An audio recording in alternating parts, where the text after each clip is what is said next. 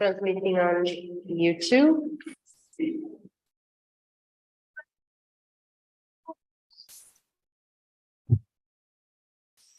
Okay. Transmitting on YouTube. Okay, I think now we can now proceed, and I would like to start by thanking you all for being here. My name is Susanna. I'm a second-year student here in the doctoral program in educational sciences, and I'm very, very excited to be here. Obviously, I'm representing a bigger group. I'm here on behalf of the organizing committee of the 14th International Seminar of the Doctoral Program in Educational Sciences. And this is our main conference, and we had a bit of a technical issue, but I'm sure we now can proceed to what I expect is going to be a very enriching experience for all of us. And I suppose I should just start by presenting our keynote speaker, Professor Caitlin Lynch. And I will be using some of her words actually for this presentation. It's our firm belief that the purpose of scholarship and research, it's not just to understand the world, but to change it for the good of all humanity. And as a commitment to this statement, her career has been fully aligned to it. She's a professor of equality studies at University College Dublin and has had a significant role in establishing the Equality Studies Centre and the School of Social Justice in this same institution. She's currently a chairperson of the Policy and Research Committee of the Irish Human Rights and Equality Commission and a vice chairperson of the Worker Employer Advisory Committee of the Commission. Professor Caitlin Lynch has also previously served as an advisor to the Directorate General of Education, Arts and Culture of the European Commission as a member of NESSE, which is a network of experts in the social sciences and education. She identifies as an academic and as an activist, and is fully dedicated to challenging inequalities and promoting social justice both inside and outside the university. Many of us are familiar with her work on effective equality, and she has recently published a new book, Care and Capitalism, which builds on her previous work and explores how neoliberal capitalism morally endorses and institutionalizes forms of competitive self-interest that discard social justice values.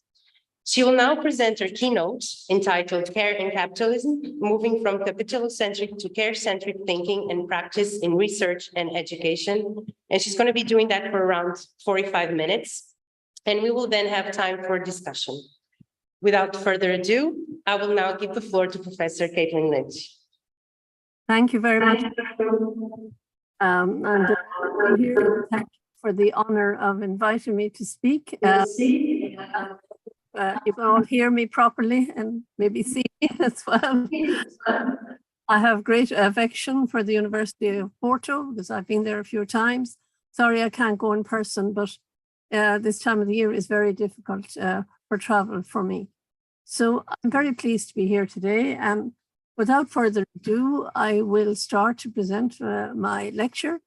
And I look forward as well to your criticisms and your comments. I'm sure I have many things to learn from all of you, and I look forward to that. So I'm going to share my presentation with you. I hope you can all see it now. Yes. Thank you. Thanks very much. So just to begin, I suppose, for me, I suppose this book that I've written is the basis of my talk, but it's not only about the book, it's about wider issues. Because I've actually started working on another book on capitalocentrism in education. So I suppose the reason I wrote the book, I'll comment on that in a minute, but I just outline it. This is here. And then I'm going to talk about where I come from. I suppose, remember, my life has been broken by a preoccupation with injustice, all kinds of social injustice. But also in my recent book there, I'm also about injustice in the treatment of animals and other species.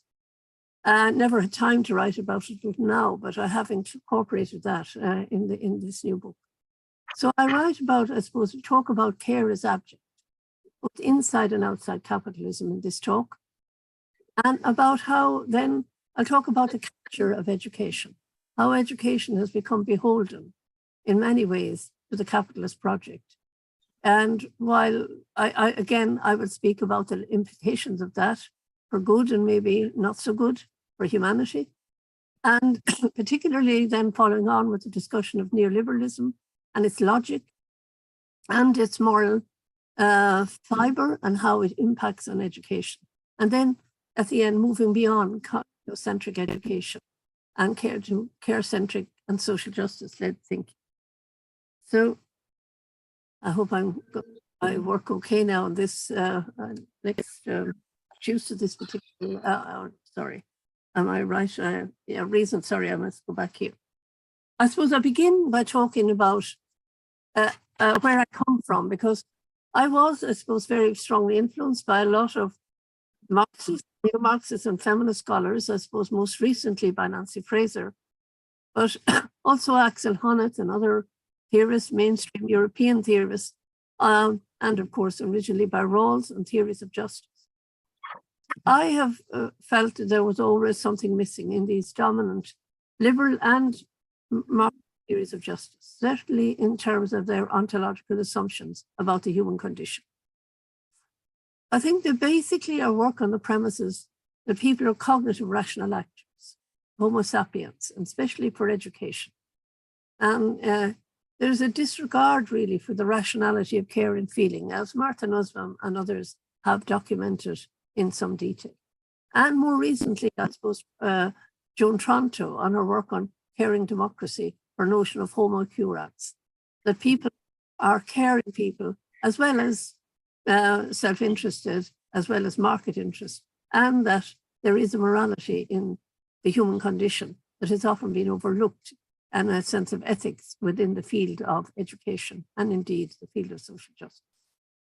So the other premise is very problematic, and what I've always found problematic is this idea of the autonomy of the person, this idea of absolute autonomy, and the lack of attention given to the relationality and the vulnerability of the human subject, that people co-create one another relation throughout life. And if we view the subject as autonomous, then we ignore that co-creation, which is part of everyday existence, and became very salient in the context of COVID as people missed the opportunities for social co-creation. And I'm saying because of that perspective, this rational, autonomous concept of the human condition and the ideal subject of education, the person is assumed to be non-relational in making decisions. And I think this is particularly true in sociology.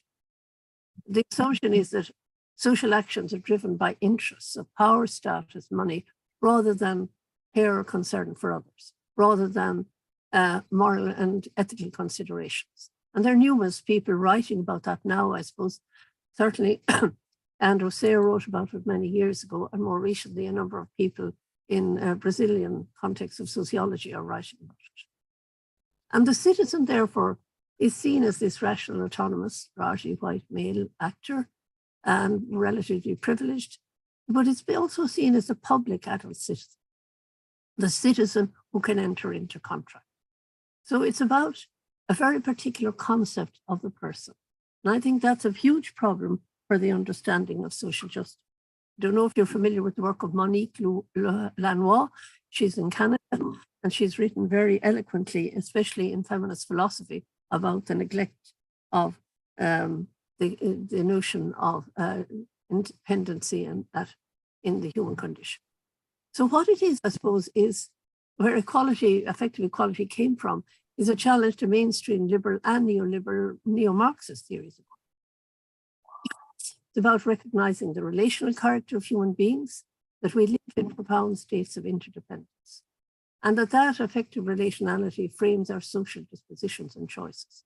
I say I could come to this position now, not just from theory, but from empirical studies, from effective equality, but also the book on new managerialism in education, which involves studies of primary, secondary, and higher education, with my colleagues, Bernie Grummel and Dimna Devine, showing, in fact, how people often make choices which are not necessarily based on pure career self-interest. And also the vulnerability of the human condition. And no matter who we are all vulnerable at times. In infancy, we will die without care. In old age, if we live long enough, we will become dependent. It is an inevitability of the human condition. And I think that that is a fundamental issue that we have to address in education, even though we have kept it, as it were, to the periphery. And it is also tied in with the fact that human beings are sentient, emotional, and moral beings. Their feelings inform their judgments. So by treating the human condition as if it was a purely cerebral one, we ignore the emotionality, the relationality, and the interconnectedness of the way in which people make choices and what matters. And what I'm saying, this relationality brings a normative dimension to decision making. And I think it's very important for educators and social scientists to study and understand the normativity dimension as well as the self-interest dimension. So what I'm saying here is these are, if you like, 4 standard ways where you find them in most theories of justice, where we look at the class space, I suppose, as the primary one, in the economic system. Resources of inequalities are reflected, mainly wealth and income. We have a cultural system where status is generated outside the market and where certain identities are recognized or not and so on respect, and where you have respect and recognition-based inequalities, which are, for people like Axel Honneth argue, are the central site of injustice. And of course, Marxists and indeed somebody like Nancy Fraser argues that the economic system is paramount. And then you have the political, but not, I don't mean just big political, but the power structures of society which operate everywhere, from the family to parent-child relationships, to the community, to occupations, to the state.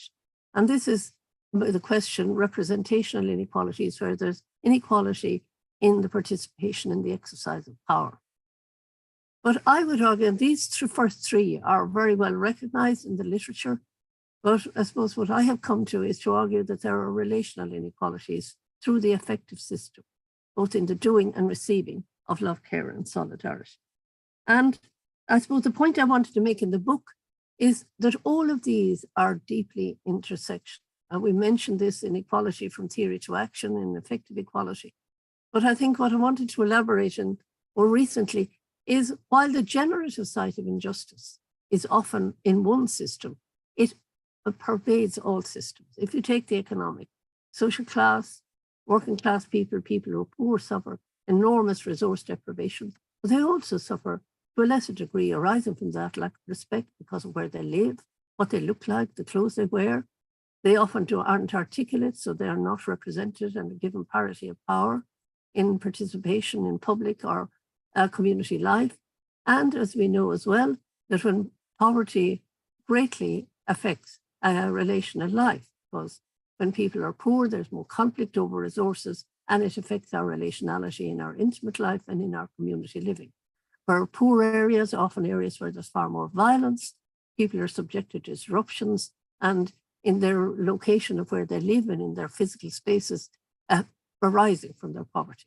So we could take any of the others, and I have color-coded them here. And by the way, you can have these slides when I finish. You're very welcome to have them. Others, the generative site is somewhere else. Like for children, intellectually disabled, people who are very ill, stateless persons, they're powerless.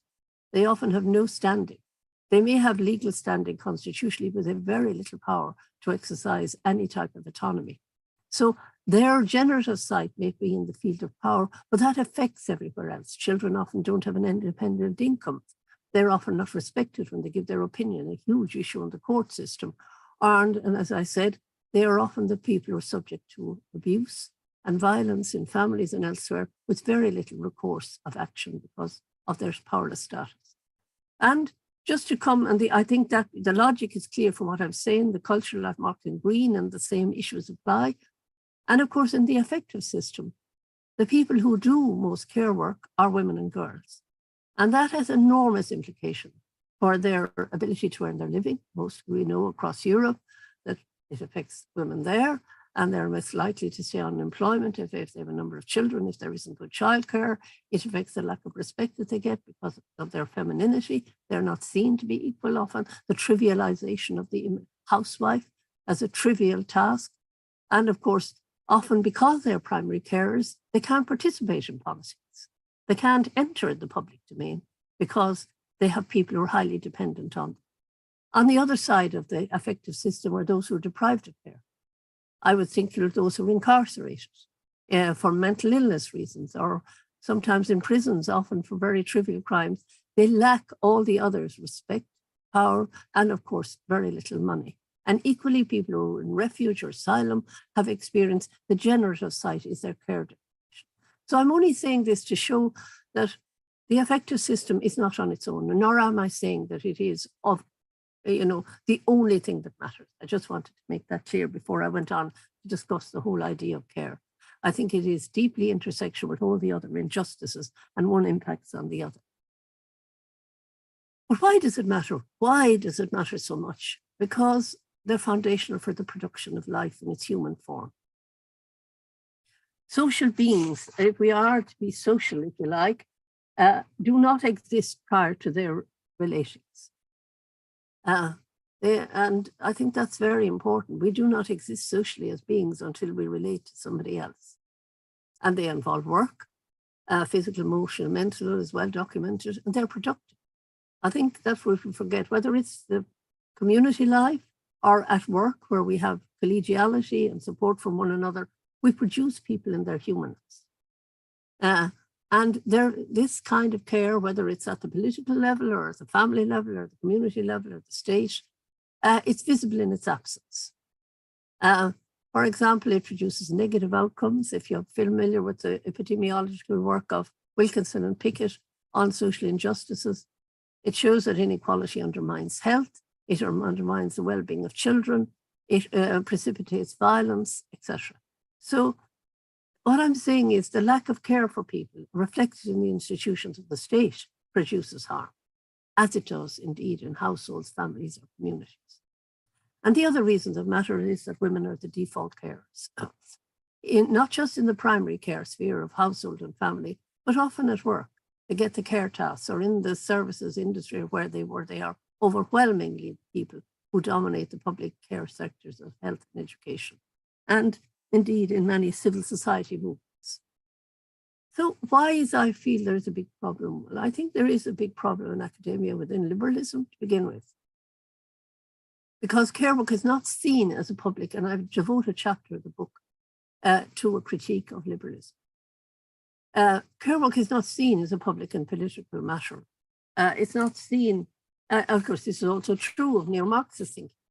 Liberals define this work as private ethical matter, something that's done naturally by women and subordinate people, and it doesn't require mind.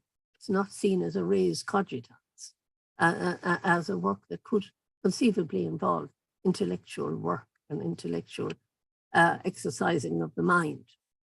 And I'm saying, of course, on its own, liberalism is built on the abjection of care from the Middle Ages, which I'll come to. And the low status of work in liberalism is reflected in the fact that community and public dimensions of work, including care-related services, up to the foundation of the welfare state in much of Europe and in most of the world, where there is no welfare state, is provided by charities.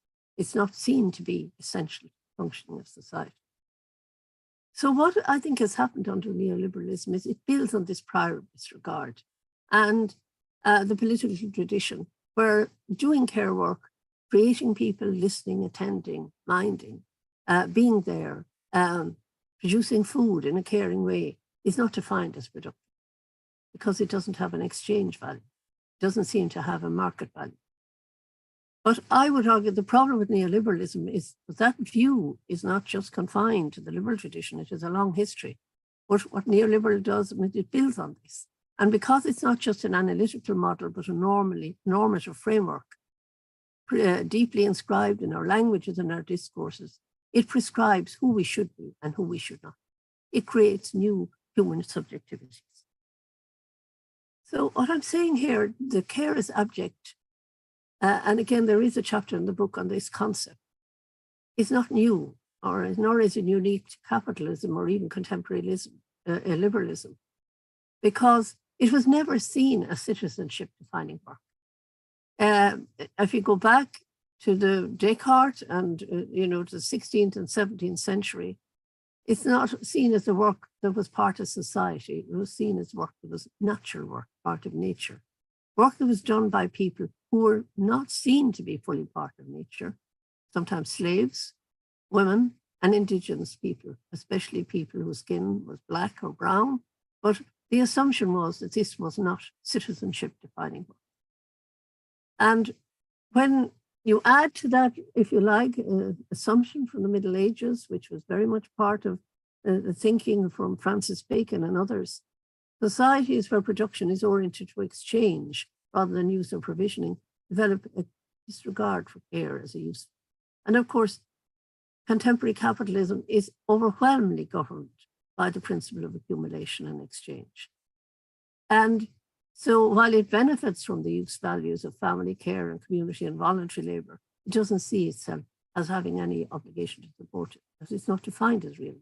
It's seen as nature. But what I'm saying is, it is not unique capitalism. But what matters is the cultural logic, because as I said, the power of neoliberalism is it is not just a variation on capitalism, it also has a unique normative dimension. And it has its own morality. A non-relational ontology underpins it. The personal level, it validates ambition and competition as virtues, endorsing forms of entrepreneurial individualism and with self-responsibilization that are highly self-referential. You look after yourself, and that's your primary responsibility. And at the cultural level, on the other hand, it encourages consumerism through the proliferation of goods that are often environmentally destructive, 14 different types of washing powder or toothpaste or whatever it is, mainly produced in order to maintain market share, different, you know, colors of cars or whatever it is that is produced. But because it is built on accumulation, consumption is not, and consumerism is not regarded as a moral issue. And what I'm saying is it also builds on the idealization of choice. So it's made an equality, and the liberal idea of choice is prioritized over equality, and personal freedom is paramount. And I think a very important issue from a care point of view is capitalist time, if we go back to Marx, is speed-driven, linear and measurable. You're required to produce more and more in less and less time. And we all know that in academia, where people no longer often have lunch, they have no time to talk to one another, because speed of productivity is a measure of your worth, especially in terms of publications. So capitalist ethic of time pervades all areas of life, because of course it eats away on our own personal time, as well as eating away in our community and our political time, because they are not defined as really productive work. Whereas care time is fluid, relational, and cyclical. It doesn't have boundaries. It's uncommodifiable for the greater part, especially where it's voluntarily given.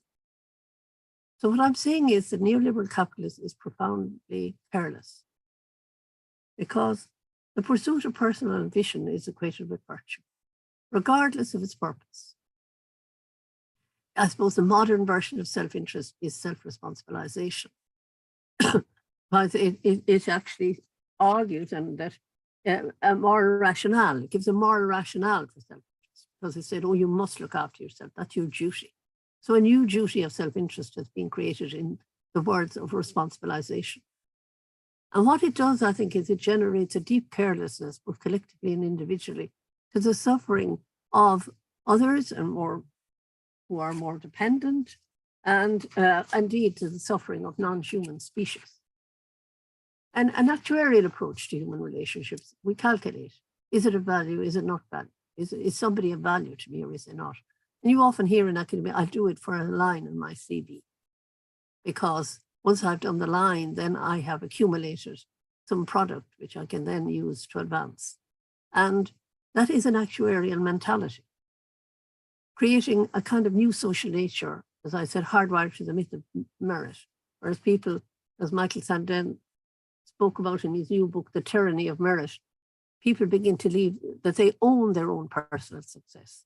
And the hubris and the arrogance of the meritorious generates carelessness and disrespect for those less successful than oneself. And as Adorno spoke about political coldness, then is no longer just a preserve of the bourgeoisie, because coldness and carelessness are morally endorsed and universally sanctified. If you think about it, you're too young, I suppose, most of you, but certainly at least a generation or two ago, it was unthinkable that people would disregard so much and so frequently suffering. It's something that we were attuned to be aware of and at least to feel a sense of guilt.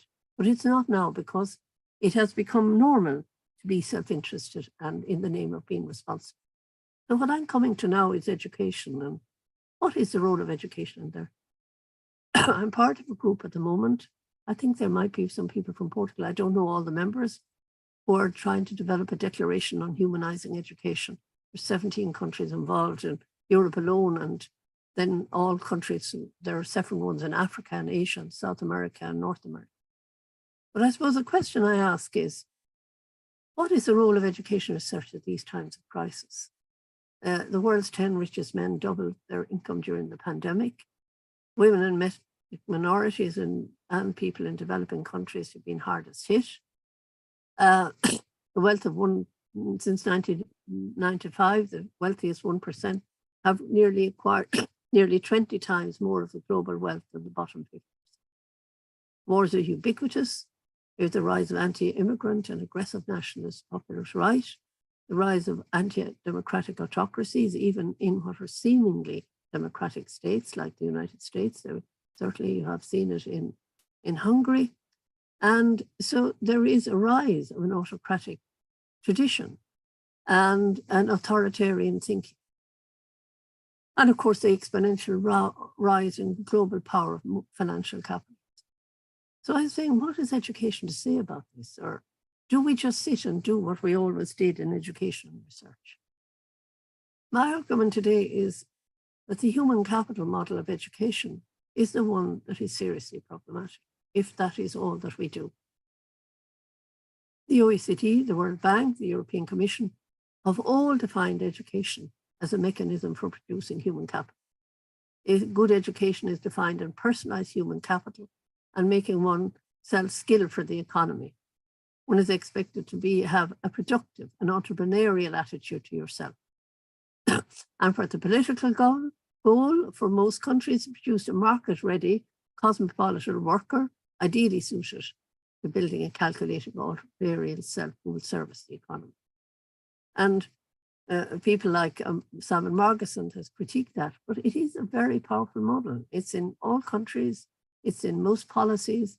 When PISA and other things are assessed, always the point of reference is the economy. So I'm saying there has been a kind of capitalist capture, although we haven't named it as that. The Homo economicus model dominates public policy thinking. For example, the European Commission has identified 8 competencies, right? But the ones that they've focused on in a review lately was the ones that have to do with the market, like competence in science and technology, digital competence, and initiative and entrepreneurship. Even I'm quoting from them there, it emphasized the importance of having the right skills and competencies for living standards in Europe. And of course, the UN Sustainable Development Goal is focused on quality education accessible for all, but no mention as to what the quality of education should be, what education should be about, or what pedagogical practices and how they impact on what is learned. There's no reference to ethical education, to education for the care of the earth and the rest of humanity. You have a highly anthropocentric, care indifferent vision of education at the very heart of European thinking. And I just wonder why we don't maybe have more debate about that in academia. Lifelong learning, for example, is, again, I just take a quote here, is defined in economic terms. Training, so where young people, the last quote there, receive the best education and training and can study and find jobs. It is almost as if human life was almost exclusively about being market active. And I just come back to what I've said at the beginning. This capitalocentrism, this human capital model, is underpinned and reinforces the pre-existing ontological assumptions of Cartesian rationalism and a naive atomistic individualism. so that the human care and care work and moral purposes and what or should not be our ethical values are regarded really as private interests. Yet, political life is highly dependent on what we value, on our ethics and on how we organize our relational life outside of the market. And the atomistic view of the person, which focuses on developing self-responsibilization and individual independence, ignores the fact that we all need one another. No matter how rich we are or powerful we are, we live interdependently. And as we saw in the pandemic, are highly vulnerable globally now to what happens in other continents and even with other species. But I'm just saying that there is a mentality that has been developed in education. The hidden curriculum is that winning is what matters. Personal ambition, competitiveness, being top of the class is what is rewarded in practice. And the citizen that is count is the employed citizen, the education for the employed citizen, research for the employed citizen. And this type of model of the citizen is where the market model, the rational economic actor, with the top of the pyramid. Yes, there are visible cultural and political relations to go back to the 4 dimensions of justice. But the invisible world, the world where people are maintained in their relationality, where children are reared through getting up at night and minding them, where older people are cared for in their vulnerability, where people with severe intellectual disabilities are educated and enabled to live a meaningful life, this is seen to be a sideline in education. It's not really its core purpose. So what I'm saying is our focus is learning. If you think about it, we spend 14 years on average, young people do in Europe, in school, learning how to outcompete others. Day in, day out, they learn to get the best grade, the best mark. They learn to be self-referential through practicing self-interest. The more you hoard knowledge and excel in examinations, they are rewarded because all rewards are individualized. And this is so much part of our thinking that we don't actually question. We think this is the way you do education. And I'm saying it's the habit of doing is what we learn. The habit, to go back to Bourdieu, the idea of the habitus, constantly, habitually, every day learning to win. But as I quote Nancy Folber, the feminist economist, if we want to create a different culture politically, altruism doesn't fall from the sky or doesn't emanate from our genes. We construct it economically and politically, and we reinforce it. And if we don't have any of those values in education, then how can we have a new kind of politics? So what my view is, the problem now is that capitalocentrism is where we put capitalism at the center of all meaning making, even when we are trying to contest it. And I think that's, go back to what Lord, you can't dismantle the master's house with the master's tools. And I'm saying we need to move outside capitalocentric thinking. Because even the trade union movement, whom I've often worked with and been a member of in my life, they always define social movements and resistance in terms of capital-labor relations. Even civil society don't identify care relations as sites of politics, sites of mobilization and sites of resistance. And even when we talk about education advancement, in terms of new competencies, making people better market actors, we don't teach students about global interdependency very much, or climate change, yes, maybe a little bit now, and colonialisms largely ignored, consumption abuses, or how to care for ourselves and others in the earth. It hasn't been part of core project of education. And within the machinery of the state, since the financial crisis of 2008, there have been cuts in public services, which are really the care services of the state: health, education, social welfare, housing, cuts in community education, community development, home care, respite care, lack of childcare services, care of older people handed over to for-profit companies. For example, in both Ireland and the UK, over the last 20 years, services, care services, residential care, where it's provided, has moved from being almost 80% provided, 60 to 80% provided by the state, to being handed over to for-profit companies as a ways of making money. So there is a whole disregard for this life, as if care is just something that's incidental, and that what happens within it doesn't really matter. But my argument is that human condition, human lives are grounded in moral frameworks, embedded in their relationality. Meaning making and life itself isn't only produced on the market, it's also produced through our relational life. And certainly that was a major finding of our book, Affective Equality, the studies, but also of the book on new managerialism, where people actually reacted against, these are educators and teachers, academics, and produced other values contrary to the prevailing market values. And I quote my colleague here, Margaret Crean, in the Sociological Review, people have a care consciousness, as well as a political and economic and cultural consciousness. And the care conscious is an ethical consciousness. It's something that can be developed and resourced and enabled, just as we can develop economic capacities. Because, as I said here, care remains a central trope around which moral conceptions of personhood and social relations in societies are anchored across many cultures.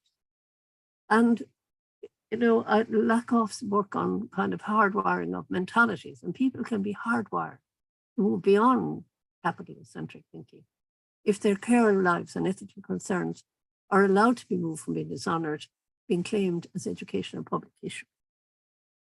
So what I'm arguing for is a move away from what I often see as the Hobbesian view of the human condition, you know, which Rome Tonto spoke about, where people are not purely self-interested. They are self-interested. They are also effectively and morally bound to others, even to unknown others. And I think we need, therefore, a very different pedagogy and substance to education and research, and it really needs to change. I think you've seen this model before, maybe, but I just want to move on from there.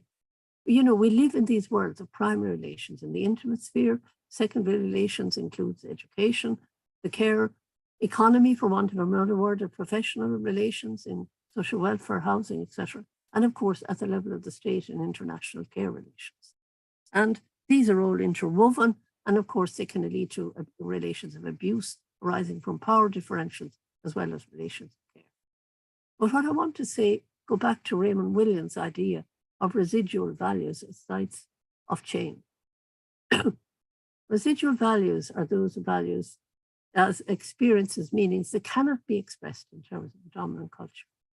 I've often been involved in public debates here about care and related gender issues and children, etc. And people often say that's soft politics, it's not real politics.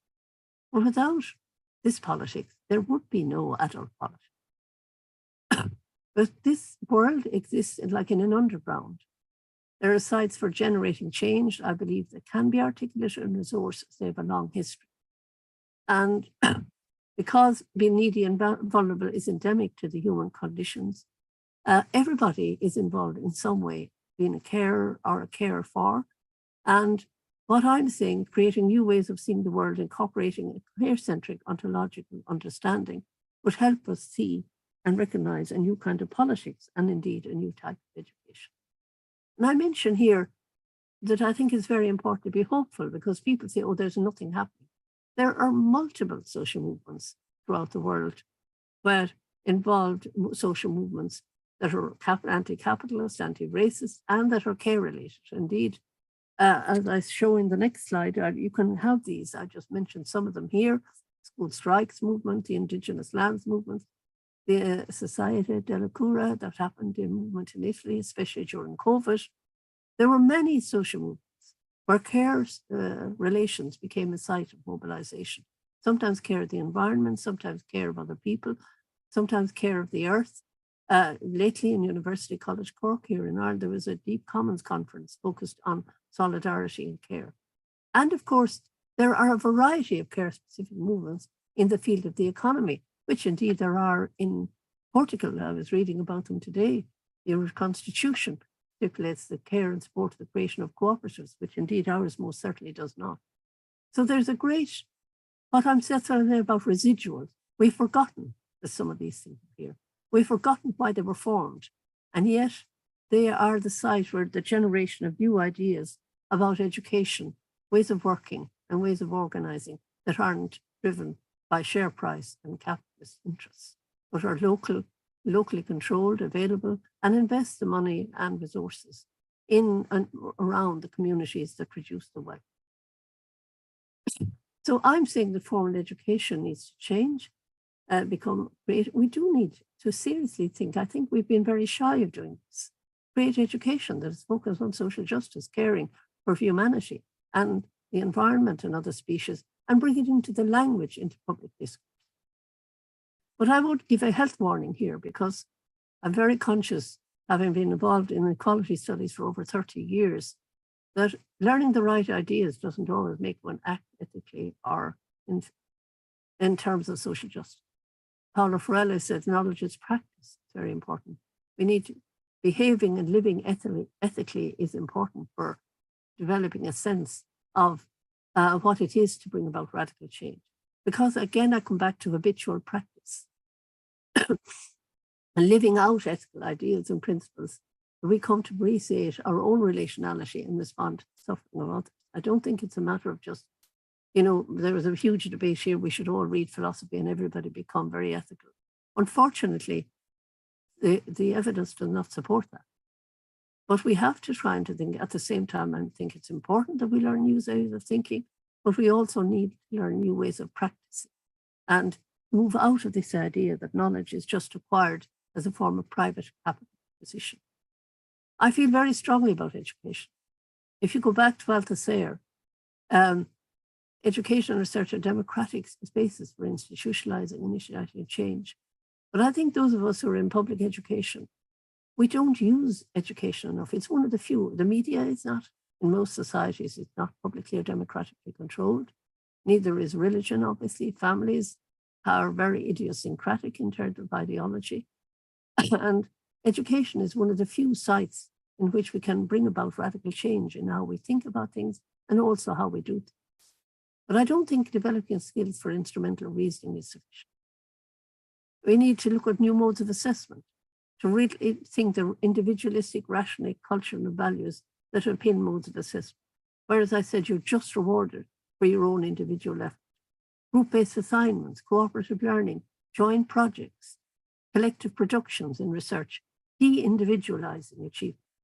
When I wrote my PhD, which was a long time ago now, 1986, I published it in the book called The Hidden Curriculum in 1989, and I asked the publishers at the time, could it be published as anonymous, collective output of all the people who supported me? They thought I was crazy. But I go back to that idea, because I don't even believe that this book is mine, the Care and Capital. I can only do and produce what other people have enabled me to do. It is, of course, built on the shoulders and encouragement and support of, and indeed, the learning I've had from so many others.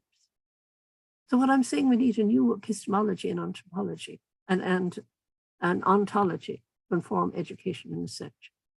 To put the relational and ethical concept of the self, of meaning making and of research and education, and to think relationally and work cooperatively in a care-centric way within education. And that is so different from what we do now, where everything is highly individualized. Don't get me wrong, I'm not saying we don't need skills, human capital skills. We do need skills. We need to know how to cut hair, fix the pipes, do an operation, and if somebody is sick, look after them. But the problem with this current human capital model of education, and it informs so much of our research, is it has no moral or ethical compass. You can produce knowledge in physics to blow up the world as easily as you can produce knowledge how to, create drugs that might be helpful to people who are very ill. But both are morally on a par with one another in our current human capital market system.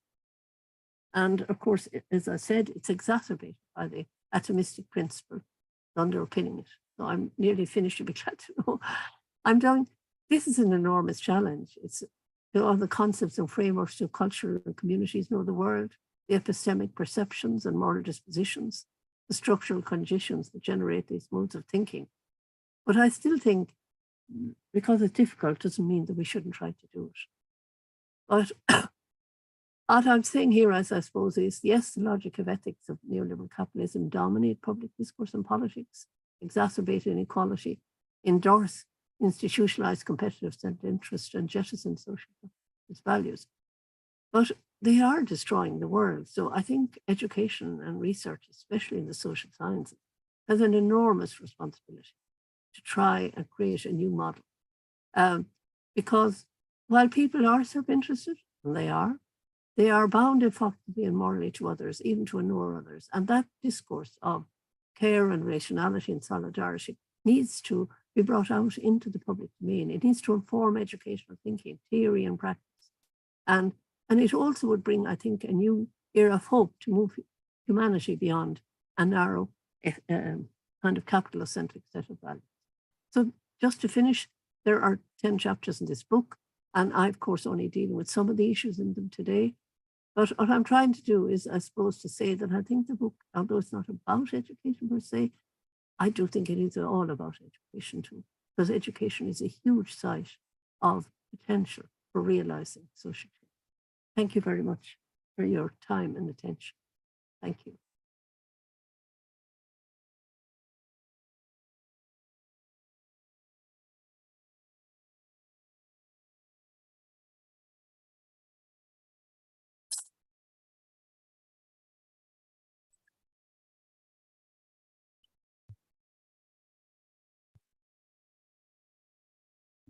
Wow, thank you so much for bringing this topic to the table, for allowing this opportunity for us to discuss with you, or for you to lead this collective reflection really on what's might be really one of our biggest challenges as both researchers, and particularly researchers in education.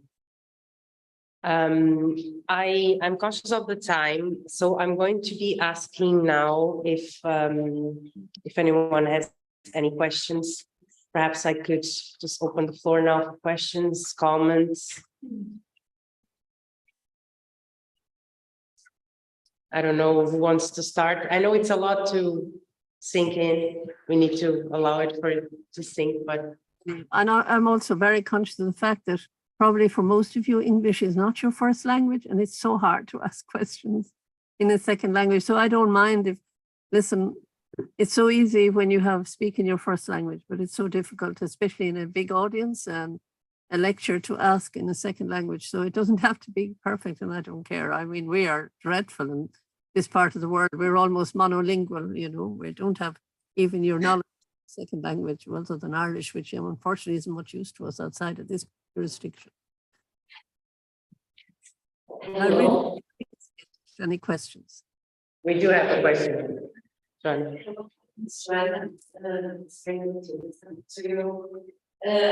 would try to keep this simple, but it's not even clear for me. I will be clear for you.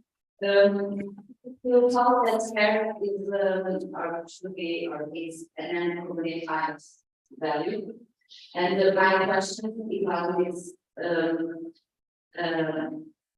unqualification of care, and I would like to ask you what you feel about new age movements and the power. So we see power in three dimensions, like power over, power with, and power with. How do you see this in relation with movements and new age movements, or other activist movements that are been I found it very hard. I did not hear exactly what you're saying. There's an awful echo here. Could somebody who's nearer, maybe the microphone that's speaking to me, give me a synopsis of the question? I found it very hard to, I don't know exactly what your question is or comment. I believe we can sort out the microphone issues. If you can hear me. Yes, I can hear you. Yeah. I can try to reproduce the question. It is it's about the fact that you mentioned care is non-commodifiable, and somehow relate that to new age movements. Joanna, I'm not sure if you... Yeah, that's Sorry, can I answer that part of it? what I mean is, yes, of course, care is modifiable per se, but there is a voluntary dimension to all care work, which is not. And I think that we have a lot of care services. I don't know if you know the work of Mon. I can't remember her first name. She's from the Netherlands. She's done a lot of work on the nature of care in medical settings rather than in education settings. But one of the points that she makes is, of course, that no matter how good, and you can, of course, care services. There are care services. So I did see that in my slide and I should have changed it.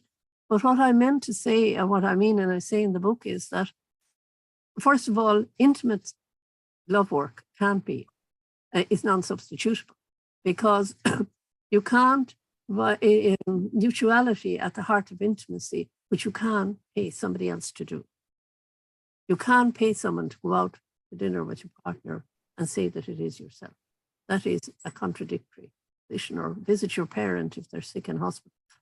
But even in a professional relationship where there's care provided, there is often a huge voluntary dimension to the affective dimension of caring. There where people choose to do it beyond maybe what providing a service. So I just wanted to clarify that.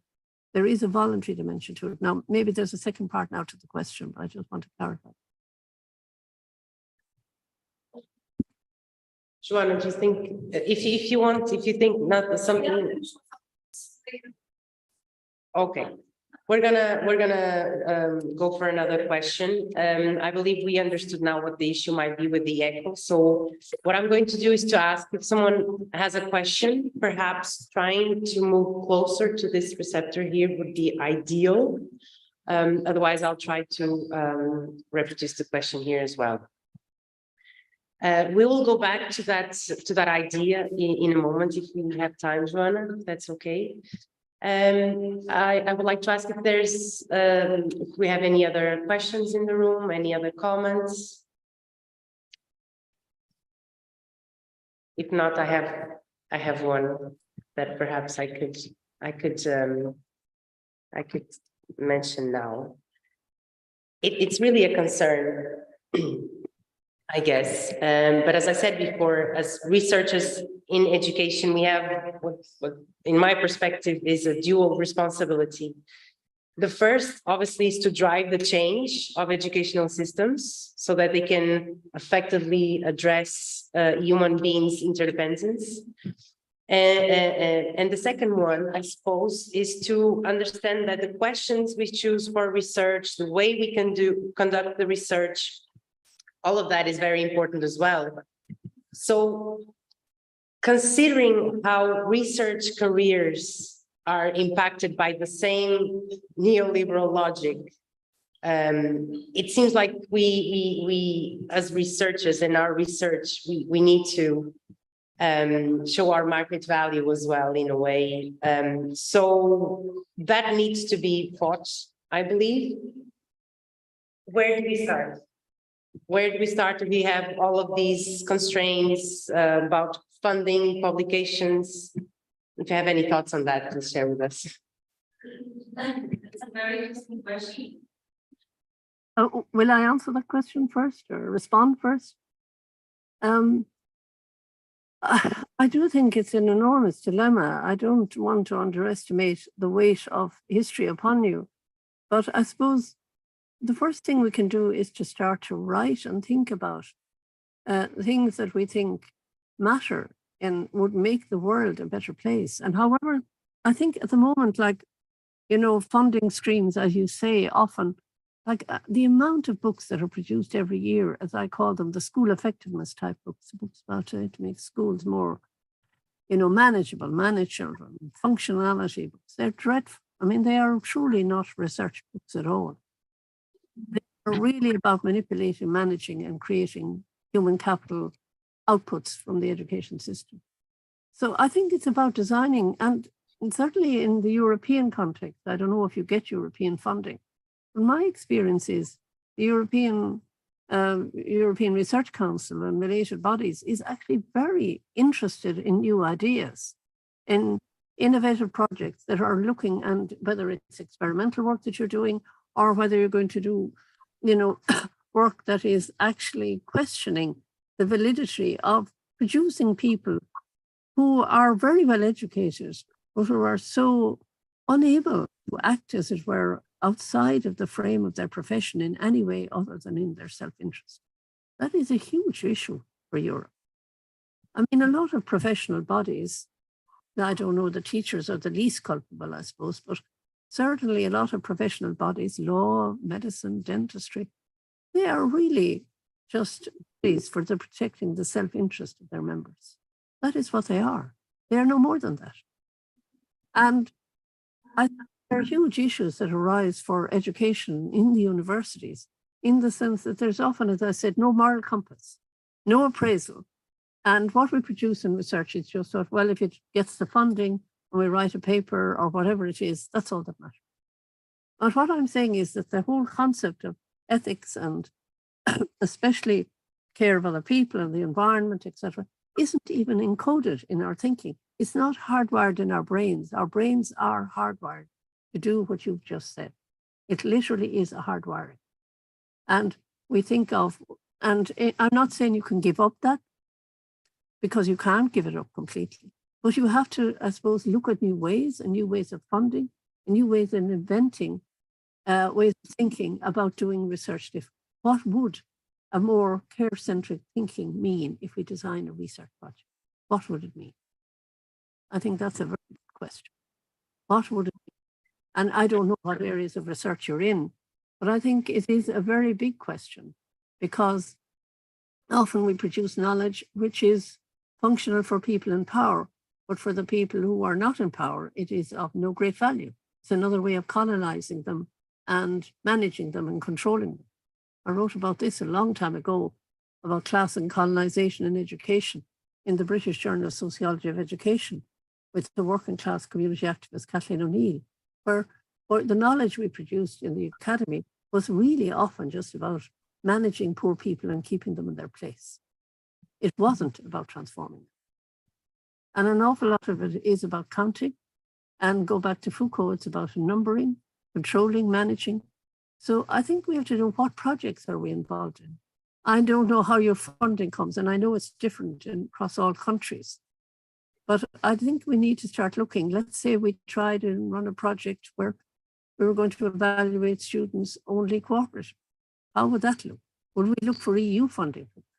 Because let's face it, now when we see what's happening in Europe, all the rise of very dangerous fascist movements, one has to ask, does education have to say about that? Or does it have anything to say? How do we educate people so that they don't grow to hate? What would education do about the rise of hatred? And you say, maybe we have no purpose, but I think it has a purpose. What is the social purpose of education? So I would think about what principles you guide you, and then what projects would allow you, and that you would innovate and not be afraid of change. I think, I don't know about education in Portugal, but I think here our educators in education departments have become extraordinarily cautious. They were far more radical people in education here 30 years ago than there are now, far more. They're very compliant. And I think probably the ideology of the careerism and everything has taken hold in a way that's very destructive. But at the same time, I do believe we can get outside of it. And the first way to start getting outside of it is to hold meetings about it, to discuss it, to try and develop new projects. And certainly, in my view, often very innovative projects in this area do get funded by Europe. They do. And I don't know about your research councils or that, but that is my opinion. I don't think it's simple, by the way. I don't think it's simple at all. Because I don't know about Portugal, but I know from experimenting here with students' evaluations that are cooperative and collective, there's huge resistance, huge resistance. It's just not acceptable because people are so used to doing everything individually on their own and winning and outcompeting others, you know, and even doing an action project, an action research project, where you might have a control group or one who agrees to do this, and see what the outcome is, because there's enormous learning, of course, from cooperation, and most of life is lived in cooperation. We can do nothing mostly on our own, but we don't educate people to cooperate. We educate them to work individually and succeed individually. And that may be a certain place for that in society, but it is not sufficient, I think, to create some sense of community, solidarity, and a different vision of our countries and indeed of Europe and the wider world. Brilliant, thank you. Thank you so much. I think it answers the question in a way, absolutely. And it's funny that while you were presenting, I was, for many different things you said, I was just looking at the audience, trying to find that one colleague that I know is working on this or that, things that you were referring. So I guess, yes, the projects that we do really matter, our research projects. Also, I think here we are, in this faculty, in particular in our departments, we are very lucky that we have communities of practice. So we even though we are working alone in a way, individually in our own projects, we do have moments and areas that are safe for us to work together with others. And I believe that's a privilege as well. So I think we can all start there. I would like to ask if in the meantime, someone else has a question, I will. Okay, Maria here. The front. I can't hear you just now. I think I've lost the sound. Can you hear me now?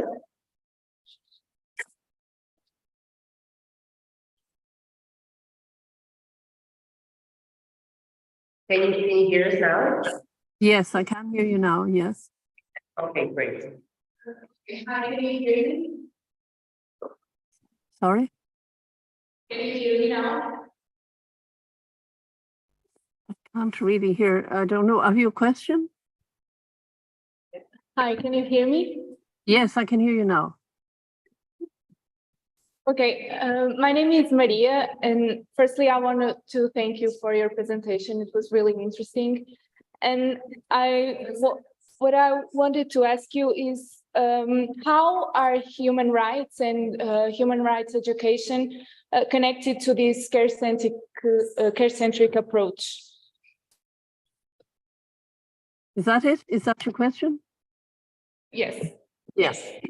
Well, of course, the essence of human rights is about care. I mean, here, for example, as I'm a member of the Equality and Human Rights Commission, and indeed just today, as part of that project, for example, we're having a proposal for a constitutional referendum here to put the principle of care and respect for care at the family and community level as a core constitutional principle, as a human right, the right to be cared for and the right for carers to be expected.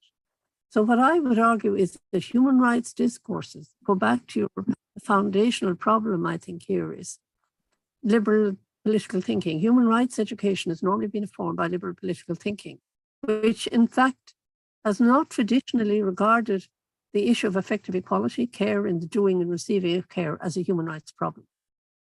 I think that is a fundamental problem in human rights, because children don't survive without care. They may not survive without food, but they certainly do not survive without care. And even all of us, no matter how powerful, wealthy, or whatever we are, we need one another. We are relational beings. As I said, we co-create one another emotionally and physically and psychologically. So I think the human rights education should include it, but I don't think it has been part of the discourse of standard human rights law and thinking. That's what you're asking. No, I don't. Because human rights education and law has traditionally come from liberal political theory, for the issue of care has been treated as a private and personal matter. So I think that's a huge change if it is to introduce a concept of human right. I know you've the right to a family, but I think the right to care is a much, much wider human right. It's a right for people to be cared for in their environment, not subjected to pollution, to be cared for by the state, so that you're not left in impoverishment in your old age, or you have proper services if you have a disability, if you need them. Then, of course, there is also the right to be cared for by your own intimate others, whoever they are. But I'm only saying that's only one part of it. And those three circles that I gave you there at the secondary care relations, the right to be cared for. In fact, that is something I've been directly involved in now, if you don't know what role you all play in education. But we have introduced new community schools, which are new type of primary school. And one of the things they asked me to review was their core principles. And they introduced the concept of care as a core principle into the schools. The children in school and teachers in school have a right to be cared for. And I think it's where, that's the other thing you say about realizing change. I don't know where you work, but if you have opportunities, and of course, I don't see care alone. I think as a way, as an ethic that underpins justice, but there are other justice issues that are not just care specific. But I think it is an overarching principle that would enable greater economic justice.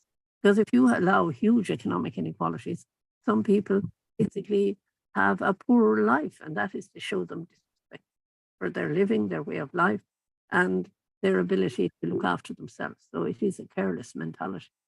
So that's what I'm saying to you. I think there is an issue with standard. If you're talking about standard human rights, I think there is an issue because of its liberal origins and traditions and its lack of cognizance of the affective domain as a site of injustice.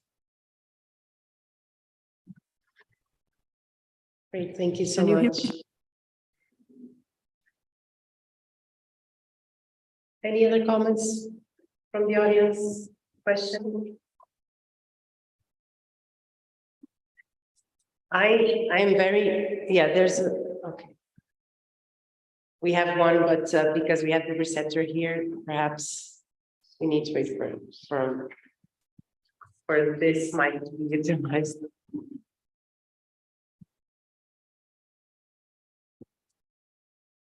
Hello, my name is Tiago. Thank you very much for your very, very interesting, very stimulating presentation.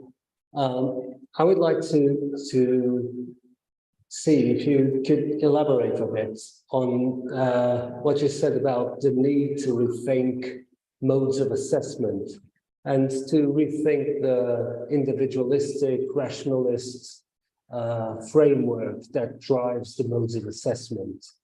I empathize with that, but I also see that modes of assessment cannot be detached from the functions that assessment serves at the moment.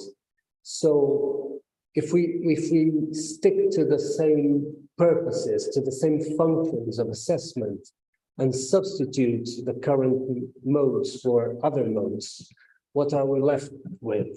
What would be the idea? And if we substitute the functions, the current functions for new functions, what would they be? Can you enlighten us on that, please? Thank you.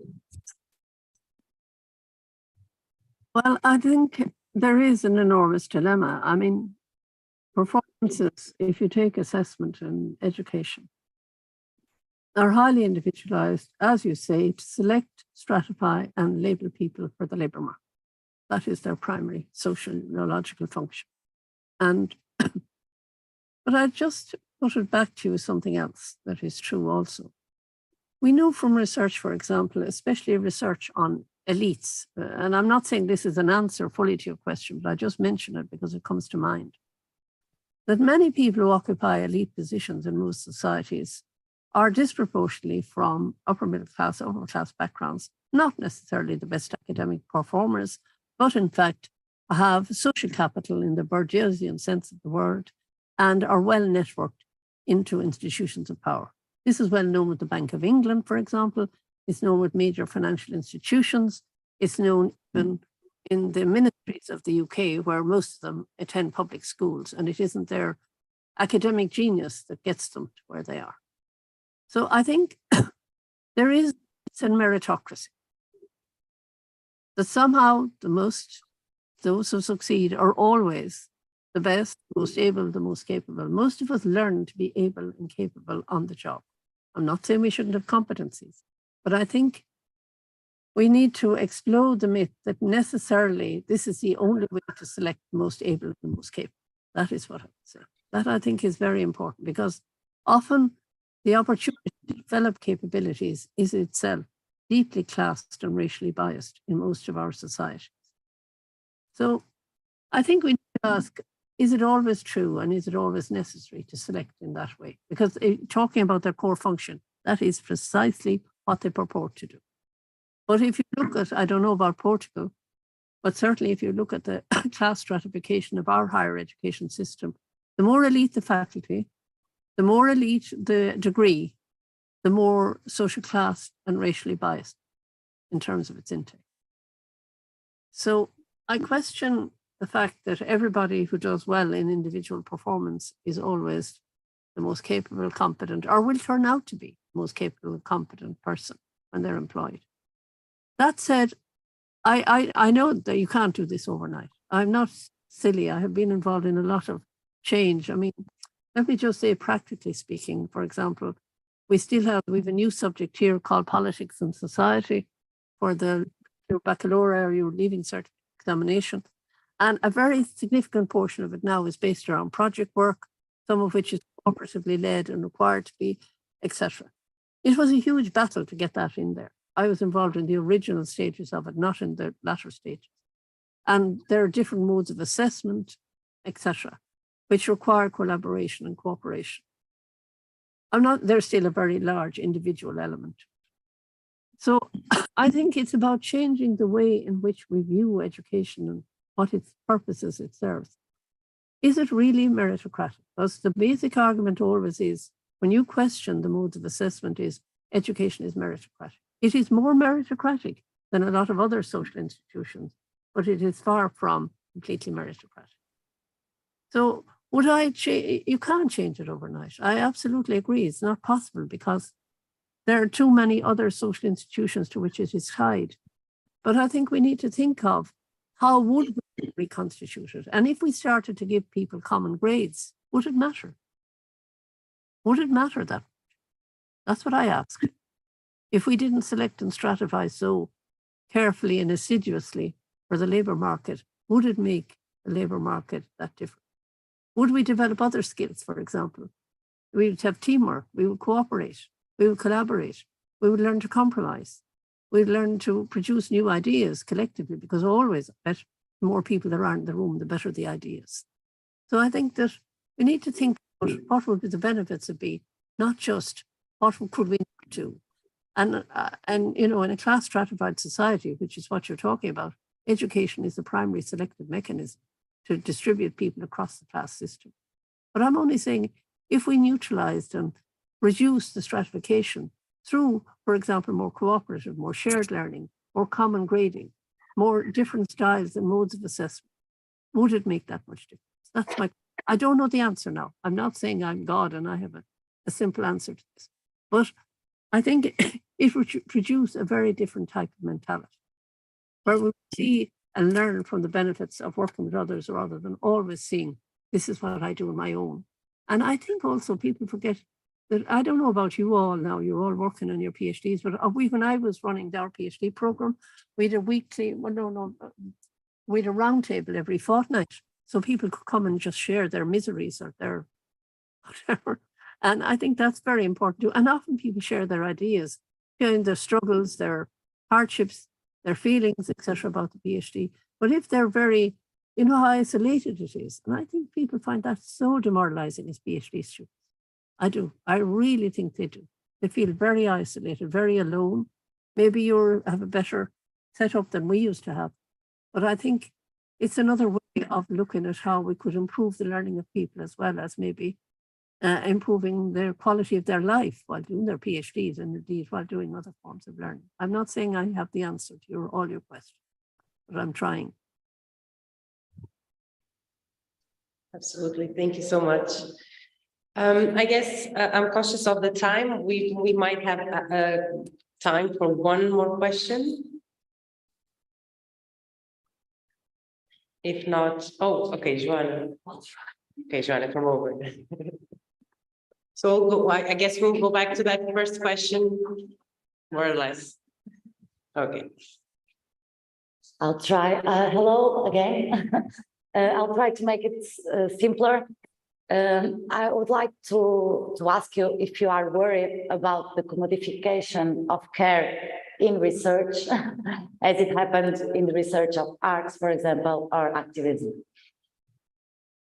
I'm not sure now what you mean by that. Maybe tell me, maybe explain a little bit. I mean, the commodification in research or even in activism is a reality. No, the commodification of activism or of research. And I would like to know your opinion about how do you feel that care can be, even in research, commodified topic that can pass, and also in activist groups that turn it into a central question without maintaining, without fully looking to the question, to the capitalist question, and just looking to the care area. I hope I understand your question correctly. Now, I'm not sure that I do, but commodification is part of the society that we live in. But I think sometimes even, you could say writing a book about care is commodification. But at the same time, I don't know that when you say about activism, I think that for people who are involved, and I know many people are involved in activism around the care issue, I don't think they would see it as commodification. I'm not sure now what you mean, but when I mean commodification is where something is produced as a product and the primary purpose of it is the product, the primary purpose of it. Of course, there are unintended consequences for all our actions, and something may turn into a product. Like, for example, you write a book. When you write it, why would you write a book as an academic? There's no money in it. You don't write it for, certainly at my age, for fame or fortune anyway.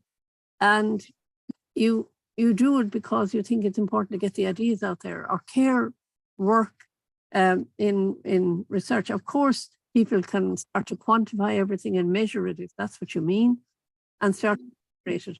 But the thing about good caring is it's not easily commodified, because often the care work that we do, let's say with students, or let's say you're an activist in, like I'm working a lot with prisons.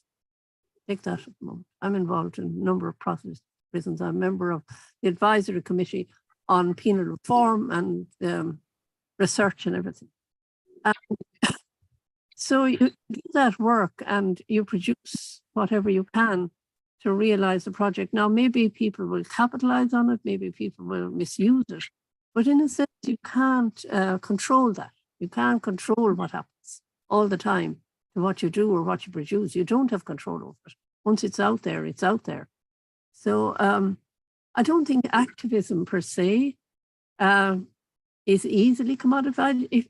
What I always say is people have to earn their living, though. I'm a realist about this, about civil society, by the way. People often say the civil society and, oh, they're earning salaries. What do you expect people to live on? They don't live on fresh air. People have to earn a living. And I'm a total realist about economic reality, because I lived often for a good period of my life. I worked for the homeless people, lived in the city. We had no money virtually. And I mean, you need to have a sustainable living. And I think civil society activism is hugely important in a democracy, hugely important. And it should be resourced. Not that people, they don't anyway, develop great lucrative careers out of it. Maybe an odd one does, and they scale up into big NGOs and then but most people don't. And that activism is essential to bring the state to account, to bring government to account, to actually generate new ideas of resistance. That's what I'm saying about mobilizing carers, mobilizing people around the care issue in employment, and mobilizing people around it in education. Is it careful for children to constantly test them, grade them, and rank them every day of the week? I don't think it is. For those who are successful, it's very helpful. For those who are not, which is the majority, it can be very demoralizing. It's care work. There was so I think there's, how do we, is that good for children's mental health? Be constantly ranked and graded, selected and stratified? Do we ask those questions? So I would see that as a very important issue. And maybe teachers can mobilize it, people in research can mobilize it. How do children feel about being ranked every day? Do we really want to know? Or do we rather just dismiss it and say, that's life? And, you know, the alienation, I don't know if you've read much about people who voted for Brexit in the UK, the people who voted for Trump in America. They're mostly people who are alienated from the education system. They're people who feel disrespected. For example, is there respect for manual work? I feel very strongly about this. Manual work is often treated as if it was mindless work. Manual work is not mindless work. I spent a good deal of my career here organizing and discussing and debating that we should give degree recognition to a lot of manual skill jobs. And interestingly, we now have ordinary degrees for many skilled manual work jobs. And I think it's very important because it's about the dignity of work. And that's why talking about care is about looking at the world, not from the perspective of capital or who and how do people experience. And if people are very alienated from education, if they feel denigrated, they feel they're treated as stupid, and those words should be banned in my view. They literally should be banned. I've never met an unintelligent person in my life. My early years, I worked in education testing, I should say that. I was very influenced by the work of Howard Gardner in Harvard, and I brought him here to Ireland and liaised with him a number of times on multiple intelligences. But it's about recognizing human capabilities and them to reform.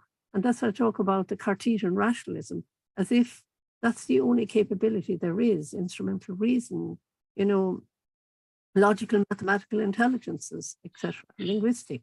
But there are many other human capabilities that we have to recognize and respect. And I think education needs to rethink itself if it is to care for people and their capabilities. Sorry for going on a bit about it. Thank you so much. I don't think there's much more we can say to really appreciate how important it was for us to have you here discussing these things with us. So I guess I'll close the session, but we'll go for for a round of applause. Thank you very much.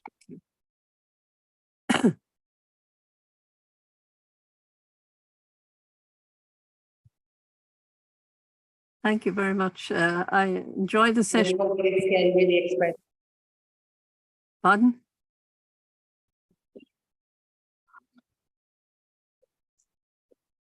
Sorry, there was sorry, Catherine, you were saying?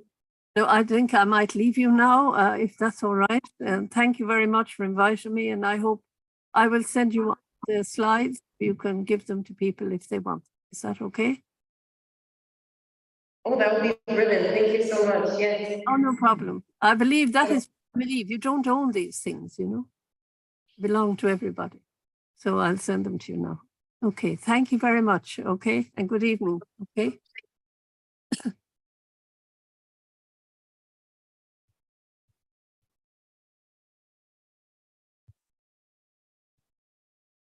Obrigada a todos por ficarem um bocadinho mais tarde que a hora prometida. Houve algumas dificuldades no início. Penso que